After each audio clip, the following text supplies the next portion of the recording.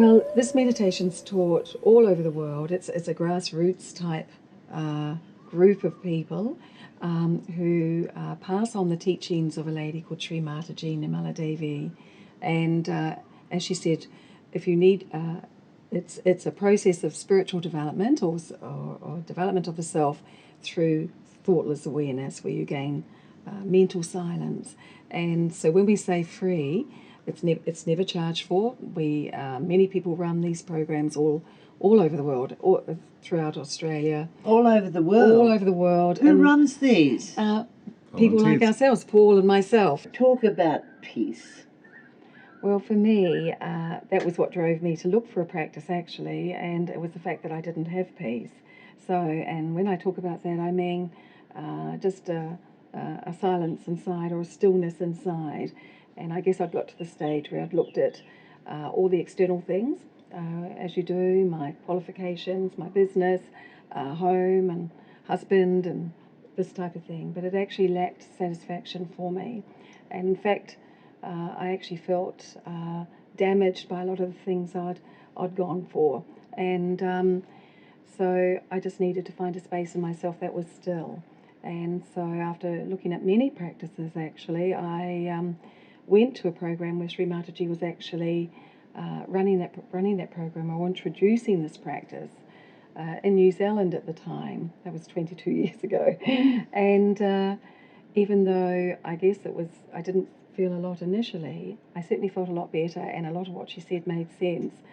So I pursued with the practice, and so we go back to that question about peace. I started to find the sense of peace inside. And you found it?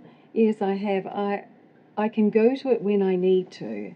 We've had children, and they're growing up now, and so we go through all the same issues that everybody else does. But the great gift it's given me is this ability to be able to not let those things sit on me, to be able to just live a normal life, but still be able to go to a place where I can find the silence. It's very beautiful, very beautiful. But you talked, Paul, about mental silence. Yes. What do you mean by mental silence? Well, many things purport to be meditation. And if you look up the dictionary, it'll give you about a half a dozen, none of which actually give you a clear stipulation of what meditation is. Could be mindfulness. Well, we're very mindful all the time. We've got so many things we concentrate on. So maybe they think concentration is meditation, or let's relax and listen to some music. They might think that that's meditation. But the working definition, and the one that was come up with at Sydney University, is that mental silence, the gap between thoughts, is the state of meditation, of pure meditation. Now, the tradition of achieving this state of mental silence, that goes back in so many cultures and in so many ways, and in all of the religions. All of the saints and sages, and anybody who's been anybody at all wise has said, there's a quality to silence, that if you can access the silence, you can find a point of integration where everything starts to work by itself, and where one feels unburdened of thoughts, of emotions, of dramas in life, and really can find that peace that you were just talking about. But peace sounds like a bit of a band-aid. The fact is that the nature of our being, the very core of our being, is peaceful, is joyful, is silent. But it seems that in the modern flurry and worry and hurry of life, that we don't know ourselves very well, or we don't access that silence very well. But to answer your question, mental silence, a workable definition, a nice laboratory definition, if you like, for meditation. Because then you start to say, okay, let's compare apples with apples. Is this practice giving you the experience of mental silence? And if not, then it's something else. Because all the research, which has been done very, very well indeed, including a very big study on stress, very big study on all sorts of things. Where? Here in Sydney, Sydney University, Royal Hospital for Women, for instance, there's been a number of studies. We have a great reputation worldwide now for actually understanding and leading in the study of true meditation. Not some gimmick where you pay a lot of money for a make-believe mantra, but an actual verifiable, demonstrable experience that subjectively you can feel, which is essentially a sense of connectedness, and in that connectedness one becomes silent. Give people an idea of how they should go about beginning their meditation. Very good. Would you like to? Okay. All right. Well, if you understand that the core of your being, not your body, not your mind, not your emotions, but the still center of yourself is pure awareness, is pure spirit, that the core of your being is very deep, very silent, and very universal in its nature, you can begin to approach this space of what we call yoga or meditation. Now, the expression of your pure desire is the key to this experience. You need to have a pure desire. It can't be for a new car or, something more of something else. It's actually got to be a surrendered pure desire. And the nature of this energy, which gives you connection for this, is actually a mothering energy. It's a maternal energy. And it's residing in the base of your spine in what's called the sacrum bone. Sacrum meaning sacred. Now, the soft bone on the top is called fontanelle, French word meaning fountain. And if you can get this sacred energy to rise as a fountain from the top of your head, you can have this same experience, which we call self-realization.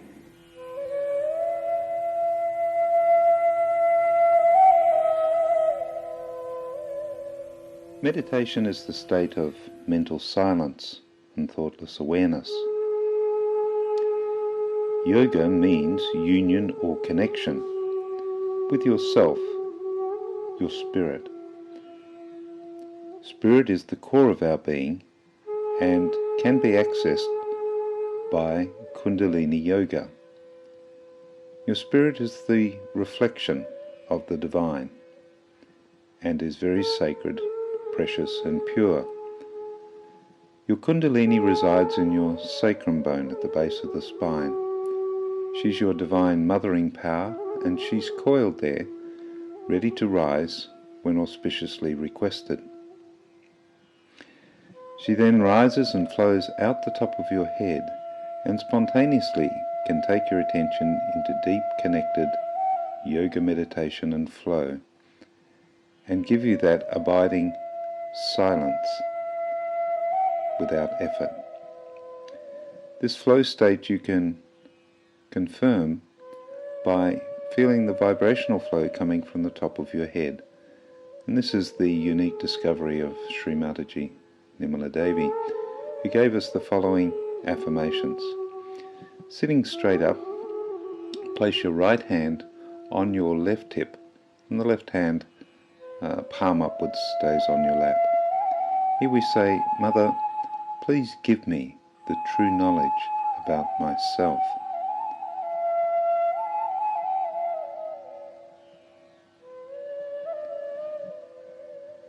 Now we move the right hand up under the left abdomen and we affirm here, Mother, I am my own master.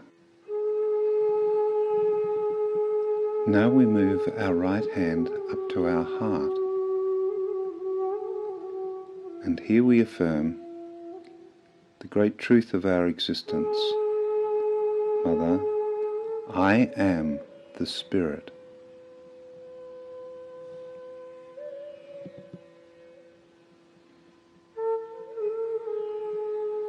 Now we take the right hand and move it up to the neck and shoulder on the left hand side.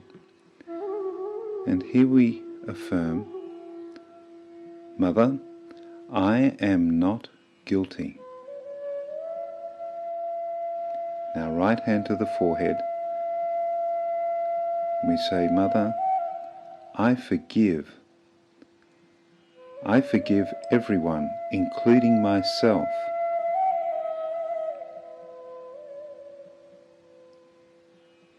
Now right hand to the back of the head. And here we say, please forgive me for any mistakes I have made.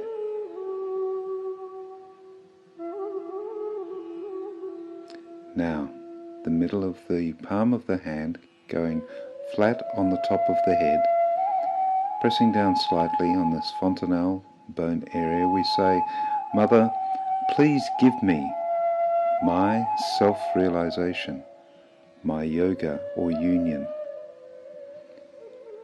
Mother, please give me my self-realization.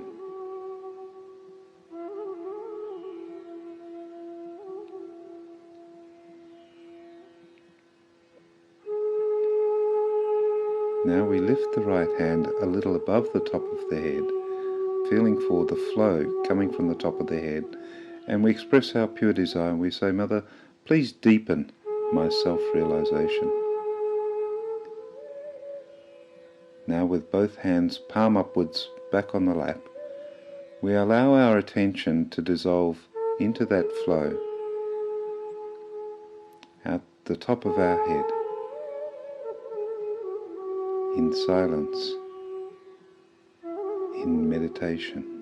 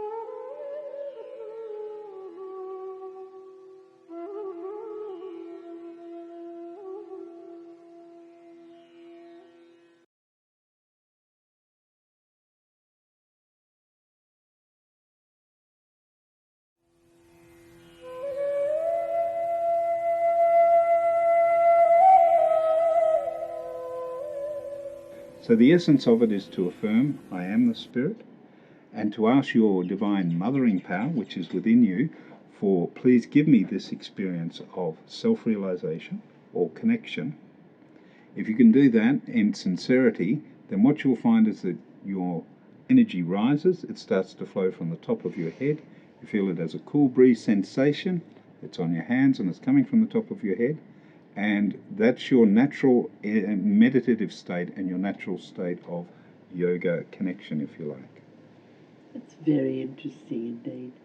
And what about all of this information on the chart there? That looks most interesting. Can you explain it to us? Just supposing you've got a new software package for your computer. Oh yeah, we're going back to computers, aren't we? Okay. And you plugged it in. Yes. And suddenly you had a whole understanding of yourself or of capacity in a new way. Yes. This system here is actually within us. It's our natural nervous system. There's a left channel and a right channel and a central channel. And there are these, what we call nervous plexuses in traditional medicine, but they're also what are called chakras or energy wheels in the nervous system, which has a very traditional understanding. But this sacrum bone at the bottom, which we mentioned, which is coiled, we say we chuck off our mortal coil. Yes. Well, this is really what is meant. We've got this coil of existence, which is ourselves, so it's been going on for a long time, and in our lifetime, this system is evolving. So via living and learning and loving and laughing, we participate in life and we accumulate experience.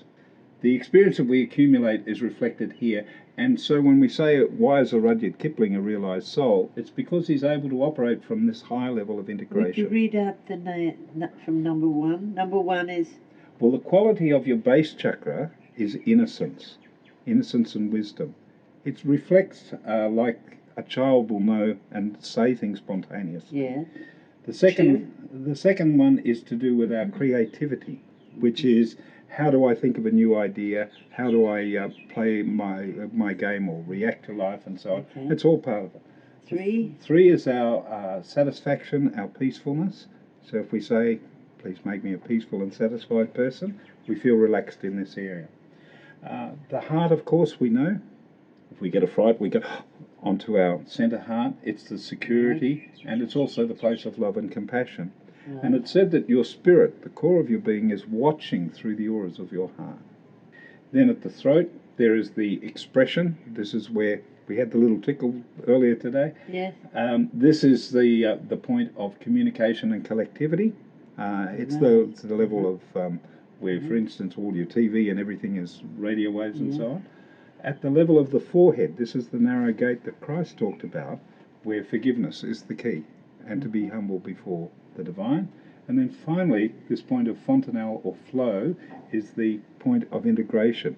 That's why we value meditation so much, because if one can get into that silence, then by itself the body will integrate. Your health will improve, and your stability will improve, and your sense of satisfaction. All these qualities start to manifest once this is working. That's very interesting indeed. I found the practice or discovered it in Auckland in New Zealand. That's when Sri Mataji was visiting. And in terms of, I guess, doing the practice, I've continued to do it now for 22 years.